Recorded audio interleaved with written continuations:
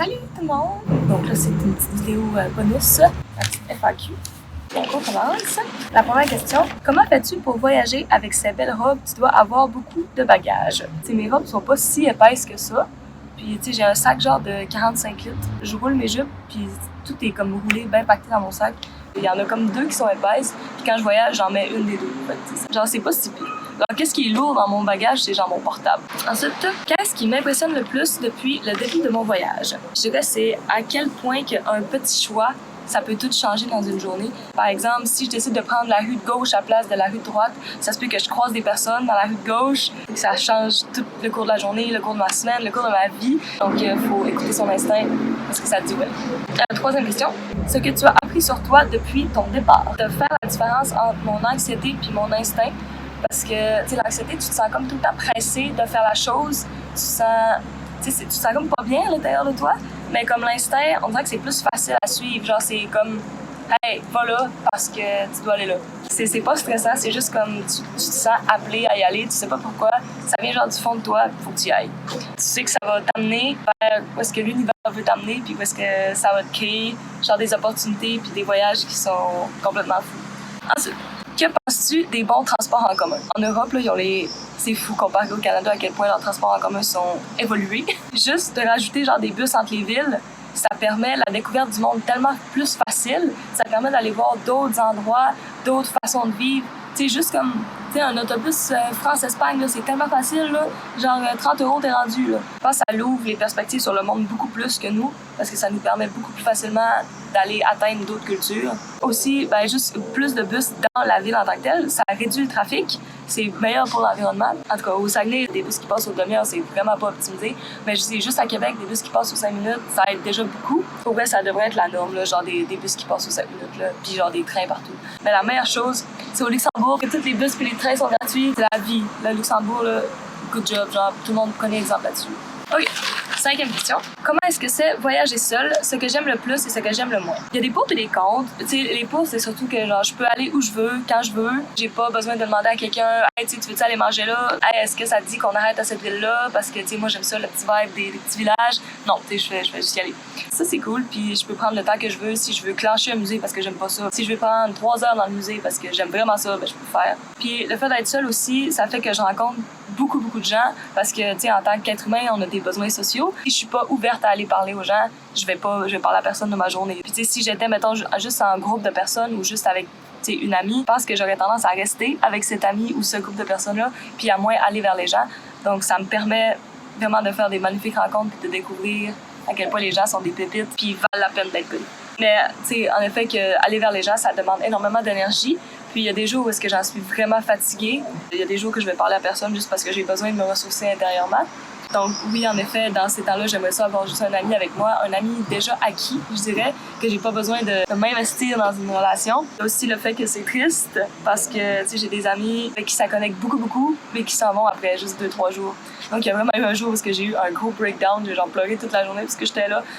Non, tu sais, tout le monde s'en va, c'est tellement triste, mais en même temps, c'est cool parce que je me fais des amis à travers tout le monde. Puis tu sais, si un jour je vais aller en Nouvelle-Zélande, maintenant j'ai un ami qui habite là, c'est fou. Donc, 6e question. Est-ce qu'il y a eu des situations où je me suis sentie en danger? Pas vraiment en danger, tu sais, dans le sens, il y a personne qui a sorti un couteau, mais le moment où j'ai eu le plus peur, c'est à Bruxelles. J'ai dû rentrer comme de soir parce que j'étais à un festival de musique, un samedi soir.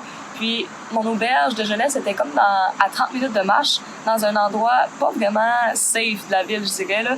Fait que plus j'avançais, moins il y avait de gens, puis plus ça faisait peur. Mais là, je me disais, si j'ai l'air d'avoir peur, ça va être pire. Là, je devais marcher avec beaucoup d'assurance, mais j'étais comme sur le bord de faire une crise de panique pour elle. J'ai fini par arriver à l'auberge. Mais tu sais, c'est juste parce que l'ambiance de la ville, ça me mettait pas en confiance. Mais tu sais, il y avait aucune raison d'avoir peur. C'est juste moi qui me sentais pas en sécurité. Mais j'ai fini par m'en rendre. Prochaine question. Sur une échelle de 1 à 17, à quel point penses-tu que ce voyage était une idée médiocre? Pour elle, 0, c'est le meilleur choix de ma vie. Qu'est-ce qui est le plus difficile dans mon voyage? Je dirais les amitiés qui partent. Ce que je disais plus tôt, c'est les gens avec qui je connecte, qui s'en vont super rapidement, puis t'as pas le temps d'aller aussi profond dans la relation que tu voudrais, parce que je suis quelqu'un qui s'attache vraiment rapidement aux gens. Ça, c'est vraiment difficile. À chaque fois, c'est comme un cœur brisé sur la chose. Mais bon, c'est les pour et contre du voyage. Prochaine question. Si tu pouvais faire un autre voyage du genre, où irais-tu? Il y a des pays comme l'Angleterre, les Pays-Bas, l'Allemagne, la Suisse, puis l'Italie, que j'aimerais faire en road trip comme ça, toute d'une shot. C'est des pays que mon amoureux veut faire aussi. Donc, je sais pas à quoi va ressembler ce voyage-là. Je sais pas si ça va être dans les auberges de jeunesse, si ça va être plus un voyage traditionnel dans les hôtels, peu importe, mais si je pouvais faire un autre road trip comme ça serait probablement ces pays-là. Mais il y a aussi la Colombie maintenant, qui est dans un de mes pays que je dois aller parce que j'ai fait une promesse à Simon qui m'a donné un petit bracelet. Je dois y aller. Je sais pas quand, mais c'est une promesse. Ensuite, les gens d'Europe sont-ils plus sympas que ceux du Québec? C'est comme au Québec, ça dépend des villes. Dans les plus grosses villes, les gens ont tendance à être froids, ils font leurs affaires, puis ils disent pas bonjour, ils font juste aller au travail, ils reviennent. À Paris, c'est surtout comme ça, parce que c'est une grosse ville où il y a beaucoup de vie, donc les gens ont pas le temps, les gens courent. Puis dans les petits villages, c'est vraiment le fun. Genre, tout le monde que tu croises, tout le monde te dit bonjour. À cinquantaine Falavier, j'ai dit bonjour à 15 personnes dans la même journée, juste parce qu'on s'est croisés là. Les gens dans les petits villages ont tendance à être plus amicales, plus chaleureux, je dirais, parce qu'ils ont le temps. Souvent, c'est des vieux retraités qui sont plus dans la vie active, puis qui aiment ça rencontrer des gens, comme Patricia et Philippe, que je salue. Donc non, il n'y a pas vraiment de gens plus sympas que d'autres. J'ai fait des rencontres québécoises ici, j'ai fait des rencontres québécoises au Québec, j'ai fait des rencontres français au Québec, j'ai fait des rencontres français ici. Ça dépend juste vraiment de la personne que tu rencontres. Parmi les villes qui te restent à visiter, laquelle as-tu le plus hâte de voir? Je sais pas trop, mais il y a Bordeaux et Toulouse que j'ai rajouté à la dernière minute parce que j'étais supposée aller à Andorre, qui est comme un pays-État super petit, mais il n'y a aucun autobus qui se rend là. Donc, je sais pas si c'est juste le fait que je les ai rajoutés à la dernière minute qui m'ajoute une petite excitation, mais Bordeaux et à Toulouse, ceux-là, j'ai bien hâte de les voir. Il y a aussi Barcelone, que j'ai hâte de voir en Espagne. Ça a l'air coloré et magique comme ville. J'ai hâte de voir ces deux villes-là. Prochaine question. Quelle a été ta découverte préférée en pâtisserie? Donc, j'ai fait 2-3 cours de pâtisserie. Je dirais que faire les macarons, parce que c'est quelque chose que j'avais jamais fait chez moi. C'était une belle découverte, comme apprendre à quel point c'est touchy à faire, genre c'est capricieux en tant que goût. Je dirais que c'est à la pâtisserie Cyril Lignac, c'est le petit gâteau fromage framboise que j'ai goûté. C'était tellement bon. Puis les gaufres belges en tant que juste nourriture, là, la crème fouettée, le chocolat et tout, c'était vraiment bon. Prochaine question. Pensais-tu que tu allais faire autant de nouvelles connaissances en faisant ce voyage? Oui, je m'attendais à faire beaucoup de connaissances, soit dans les auberges de jeunesse et tout, mais je m'attendais pas à ce que ces gens-là allaient autant m'influencer, comme par exemple Bordeaux, Toulouse, Bruges, Grenade aussi que je vais aller. C'est toutes des villes qu'on m'a dit il faut que tu ailles là parce que c'est vraiment beau.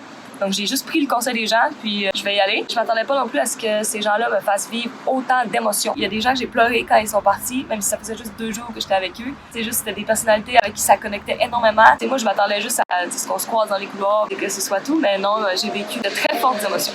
Prochaine question. Quelle est ta ville coup de cœur jusqu'à maintenant? En tant que petit village, c'est la ville de Bruges. C'était tellement beau, là. Je suis devenue émotionnelle. Quand je suis entrée dans cette ville-là, j'ai commencé à pleurer. J'étais là, wow! En même temps, c'était comme le premier coup de tête que je faisais. Se laisser porter par le voyage et tout. Puis en tant que plus grosse ville, vraiment une ville, je dirais que c'est le Luxembourg pour vrai. Les gens là, ils sont tellement accueillants. L'ambiance de la ville est tellement calme. Il y a personne qui court. C'est juste vraiment chill comme ville. Moi, j'ai vraiment aimé le Luxembourg pour vrai. Genre, si je devais aller vivre dans une ville, ce serait celle-là, je crois.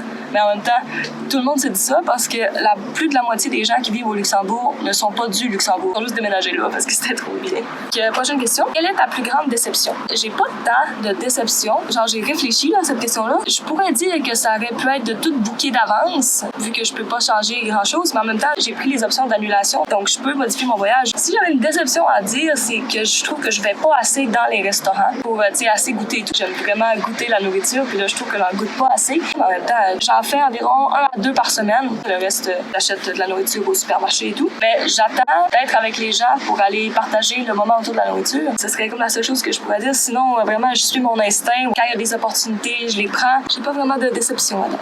T'es qui? J'aime vraiment cette question parce que ça peut paraître vraiment anodin. En fait, c'est vraiment important comme question. Je suis qui dans ce monde-là? Ce voyage, ça a surtout élargi ma vision sur les autres. Donc, à la fois ma vision sur moi-même. J'ai réalisé que j'étais juste une personne parmi tant d'autres dans un pays parmi tant d'autres. Mais ça fait pas en sorte que je suis moins importante. Ça fait en sorte que tout le monde est aussi important.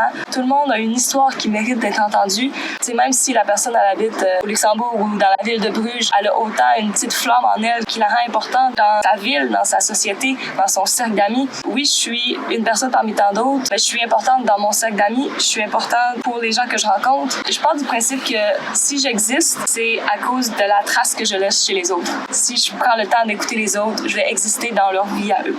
On est parti sur quelque chose de très philosophique ici.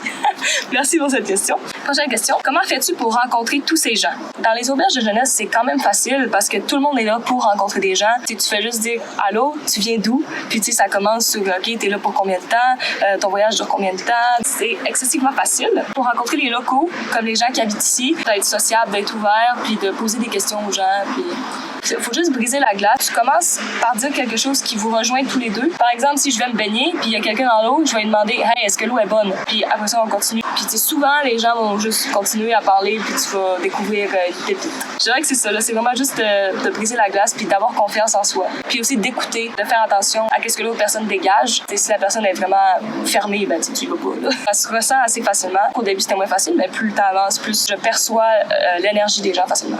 Prochaine question. Pourquoi des dés à coudre? Pourquoi je collectionne les dés à coudre? Ben, premièrement, parce que j'aime la couture. C'est quelque chose qui est indéniable. Je trouve que c'est une façon de sortir de l'ordinaire, d'être moi-même. Puis, c'est petit, donc c'est pas comme une tasse ou une carte postale, c'est trop facilement pliable dans mon bagage. Une tasse, c'est trop facilement cassable. Donc, un petit dé à coudre, c'est juste parfait, c'est juste assez gros. Puis, en tant que minimaliste, j'aime pas ça, avoir des trucs qui prennent trop d'espace. Ouais, parce que c'est petit, puis c'est mignon. Prochaine question. Tes trucs pour ne pas trop t'ennuyer de tes proches. Je vis complètement dans le déni. Mais là, de moins en moins, parce que, tu sais, ça fait longtemps. Je fais comme si, tu sais, il était juste comme la maison d'à côté, puis on allait se voir bientôt, mais, enfin, je sais que non, là. Ma famille, je les appelle aux 2-3 semaines. Pas trop souvent, parce que sinon, je vais vraiment m'ennuyer. Comme quand je les appelle, je deviens un peu émotive. Mon amoureux, on se texte tous les jours, mais on s'appelle à peu près aux 2-3 jours pour, se raconter un peu qu'est-ce qui s'est passé. Ben, tu sais, des fois, c'est un peu tricky, parce que vu que je fais ces vlogs-là, ben, je sais pas qui a regardé quoi, donc je sais pas qui sait où je suis rendue, donc je sais pas quoi raconter à qui. Et ma famille, ils suivent quand même pas pire, là. Fait qu'ils savent je suis rendue où, donc j'ai pas besoin de les appeler tout le temps pour leur dire tout ce que je fais. Ça me met un petit baume au cœur, là, quand je les appelle, ça me fait du bien. Prochaine question. L'activité que tu as préférée? Je dirais que c'est le festival à mon cul. C'était fou comme émotion, comme ambiance. Puis tout le monde a les mêmes références de geek. Donc t'arrives là, tout le monde a les mêmes références que toi, que normalement les gens dans ton quotidien ne comprennent pas. Donc là, tu peux lâcher n'importe quelle blague à propos de cet univers-là. Tout le monde va comprendre. Donc c'est vraiment spécial comme ambiance. On aurait dit comme une grosse famille de 4000 personnes. Le road trip jusque-là avec Steven et Lucas. Les gens au festival que j'ai rencontrés, c'était vraiment cool en tout cas. Je vous mets le vlog ici, si vous voulez le regarder. Ici maintenant, je vais commencer, c'est mes propres questions que je me pose. Je vais faire une autre FAQ à la fin de mon voyage, quand je vais être revenue chez moi. Puis je vais me reposer ces mêmes questions-là pour voir si les trucs ont changé un peu. Donc, mon top 3 des meilleurs moments. Donc, mon premier, ça serait mon coup de tête d'aller à Bruges. J'ai passé 2 jours extraordinaires avec Stéphane, avec Mitchell. Ensuite, un autre moment, ça a été au Luxembourg, où est-ce que j'étais dans un restaurant, j'étais toute seule, puis j'ai juste tourné la tête, puis j'ai vu qu'un autre gars mangeait tout seul. Je me suis juste levée, j'ai demandé « Allô, est-ce que tu manges tout seul? » Il a dit oui. J'ai dit « Est-ce que je peux me joindre à toi? » Il a dit « Ben oui, pas de problème. En fait, j'allais te le demander, mais j'étais juste genre un peu gênée, je voulais pas te déranger. » Donc, on a soupé ensemble, on a discuté, c'était vraiment un beau moment humain. On a fini par manger genre des macarons qu'il avait achetés la journée même. L'autre meilleur moment, c'est la fête nationale du Luxembourg, où est-ce que je me suis fait une belle gang d'amis. Je vous remets un autre lien ici pour mon vlog là. Vraiment malade avec genre les feux d'artifice, juste tout un pays qui se rassemble dans la même ville. Tout le monde était uni par la même chose, même si tu viens pas du Luxembourg, tu faisais partie de la gang. Ensuite, les recommandations à visiter, je dirais le Mont Saint-Michel. Je mets le lien ici. Ça a tellement été impressionnant. Si vous avez la chance d'aller là un jour, allez-y.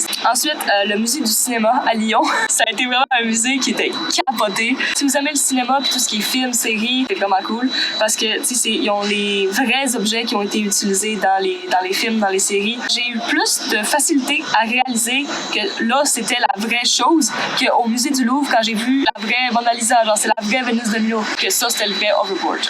Ensuite, ma troisième recommandation, le musée des instruments de musique à Bruxelles. Ça avait 500 instruments de musique, puis il te passe un audio guide, puis pour 300 de ces instruments-là, tu te fais juste taper le petit numéro, puis tu peux entendre l'instrument qui est devant toi. Puis même si l'instrument il date de genre 1000 ans, là, il est en train de jouer. Là. Vraiment un beau concept de musée. À quoi ça serait mes 3 recommandations. Ensuite, mon palmarès des villes, je vais l'afficher juste ici.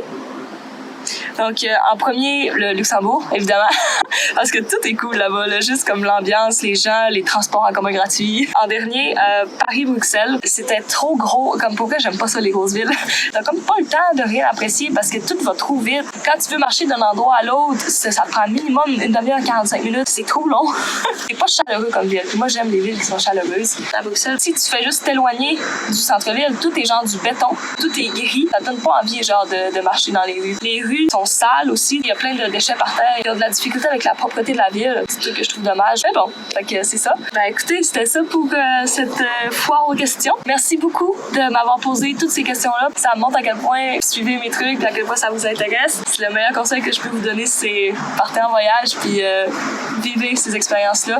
Ça va tellement me permettre de grandir en tant que personne. J'ai difficilement les mots pour décrire ça, mais en tout cas, je pense que j'ai quand même réussi. C'est surtout l'expérience humaine de rencontrer des gens qui est la plus agréable parce que c'est les gens qui t'apportent l'expérience. Donc, c'est pas mal ça pour la vidéo. Donc, merci beaucoup. Je vous dis bye bye. Des petits bisous, mes chers. Puis, on se retrouve pour le prochain vlog. Bye!